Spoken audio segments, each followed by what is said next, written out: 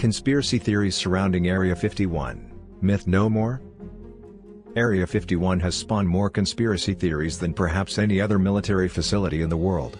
So what is actually known about this secretive place? Area 51 is a U.S. Air Force military installation located at Groom Lake in southern Nevada. It is not accessible to the public and under 24-hour surveillance. Area 51 employees reach the facility by way of airplane. They fly in and out of a restricted terminal at McCarran International Airport on one of several unmarked planes permitted to fly through the airspace above. Adding to the secrecy, satellite imagery of the installation was censored until 2018. As of today, Area 51 is visible on Google Maps. The only confirmed use of the installation is as a flight testing facility. During World War II, the U.S. Army Air Corps has used the site as an aerial gunnery range. In 1955, the area was selected by the CIA as a testing site for the Lockheed U-2, a high-altitude reconnaissance aircraft. President Dwight D. Eisenhower authorized the testing, which was to be conducted under the codename Project Aquidone. After the U-2 was put into service in 1956, Area 51 was used to develop other aircraft, including the A-12 reconnaissance plane, also known as Oxcart, and the stealth fighter F-117 Nighthawk. On June 25, 2013, the CIA approved the release of declassified documents chronicling the history of the U-2 and Oxcart programs in response to a Freedom of Information Act request. The release of those documents marked the first time that the U.S. government formally acknowledged the existence of Area 51. Since then, not much other information has been forthcoming. We know what you're thinking. What about the aliens? In 1989, a man named Robert Lazar claims he worked on extraterrestrial technology inside Area 51. Lazar told Las Vegas television reporter George Knapp that he saw autopsy photographs of aliens inside the facility, and that the U.S. government used the facility to examine recovered alien spacecraft. Although Lazar himself was discredited, his claims spawned numerous government conspiracy theories, most of which involve extraterrestrial life. According to the CIA, test flights of the U-2 and subsequent military aircraft account for many of the UFO sightings in the area. There is no evidence of extraterrestrial contact at Area 51, or anywhere else. For decades, the topic of UFOs was really something to stay away from for military personnel who might see something they don't understand, or for journalists, who might be ridiculed for pursuing something considered a fringe conspiracy theory. Only very recently has that changed. And some people in Las Vegas have a lot to do with that. George Knapp, an investigative journalist at CLOS TV Channel 8 in Las Vegas, has been looking into the phenomenon of UFOs, Area 51 and other paranormal activity for 30 years.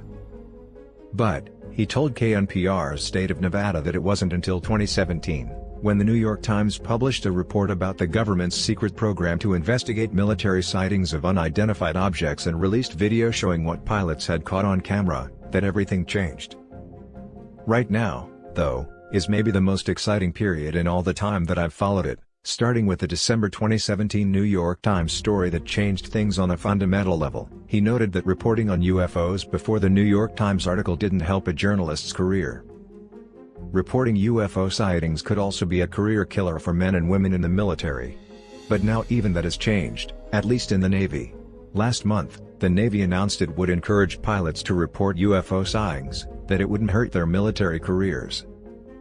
Knapp said the change is remarkable. It is amazing, he said. Knapp said the release of the official Department of Defense UFO videos sparked all kinds of interest from people in government. He said at first it was just congressional staffers asking questions about what was real and what wasn't. They started interviewing Navy pilots, the aviators themselves, very credible people, credible witnesses, who would back up data, radar data, about these encounters. He added that those encounters, his sources tell him, are underway off the coast of eastern United States.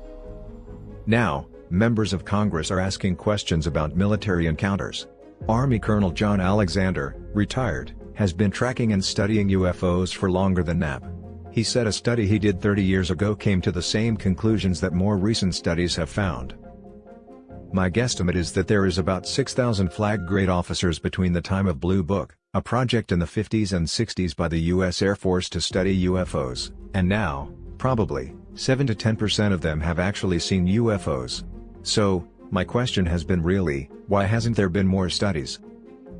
Alexander acknowledged it has not been a good military career move to report UFO encounters. In addition, he said there are factions within the Pentagon with strong religious beliefs that didn't want to see this kind of study. The religious issue has popped up in more than one area of phenomena where they've come out and said, "Hey, you can do that, but it's the work of the devil, hands off," he said. The idea that these unidentified craft might pose a security threat, he added, is one elected officials are starting to grapple with. No one knows what they really are. Since this current media wave has started, I've seen at least 100 interviews with skeptics and debunkers and some ufologists who don't like all the attention that it's getting. And they all say the same thing: well, just because they're unidentified doesn't mean they're space aliens. Well, duh, Knapp said.